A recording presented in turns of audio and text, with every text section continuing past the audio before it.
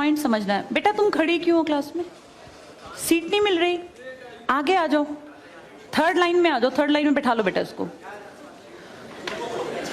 फिर तेरी बहन को जब कोई कहेगा यहाँ आके बैठ जा, फिर अच्छा लगेगा? थोड़ा लिमिट में रहना चाहिए ना। बैठ जाओ बेटा।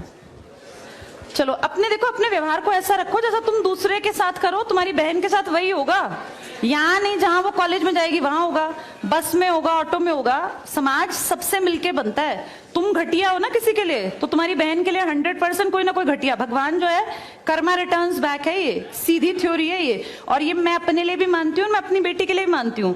मैं जैसा कर रही हूँ ऐसा ही मेरे साथ होगा, या मेरे घर वालों के साथ। तुम जैसा कर रहे हो ऐसा तुम्हारे भाई बहनों के साथ होगा ही होगा।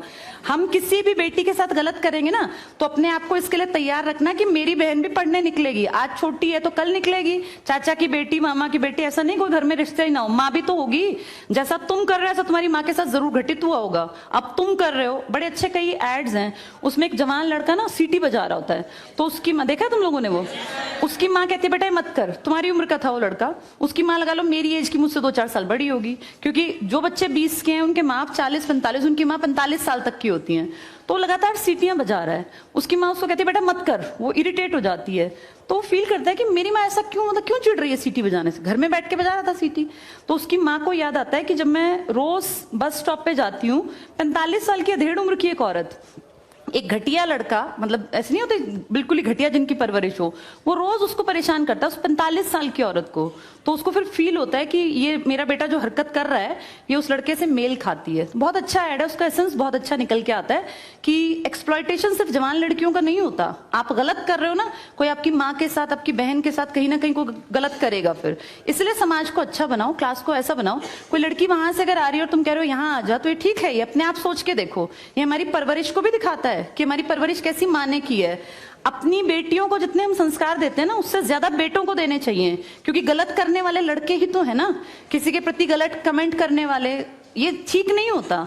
इतने काबिल बनो कि कोई तुम्हारे साथ बैठना चाहे। तुम्हें ये कहना पड़ रहा है कि यहाँ के बैठ जाओ, तुम कोई वो छिछोरे 70-80 के दशक के लड़के थोड़ी ना हो, पढ़े लिखे 21वीं-22वीं सदी के लड़के बैठे हो, तुम कोई बच्चे नहीं हो। अब अपने व्यवहार को इतना अच्छा बनाओ, क्योंकि जब गलत बात बोलो ना तो ये सोच के बोलना कि मेरे घर में जो औरत है ना उसको ये सहना पड़ रहा है कहीं ना कहीं। तुम ही लोगों ने समाज बना रखा है, इसको घटिया बना लो चाहे अच्छा बनाओगे तो पूरा समाज अच्छा बन जाएगा। घटिया बनाओगे तो तुम्हारी माँ को भी 100% सुनना पड़ता होगा, क्योंकि ये कर्म है, ये किसी को नहीं छोड़ते।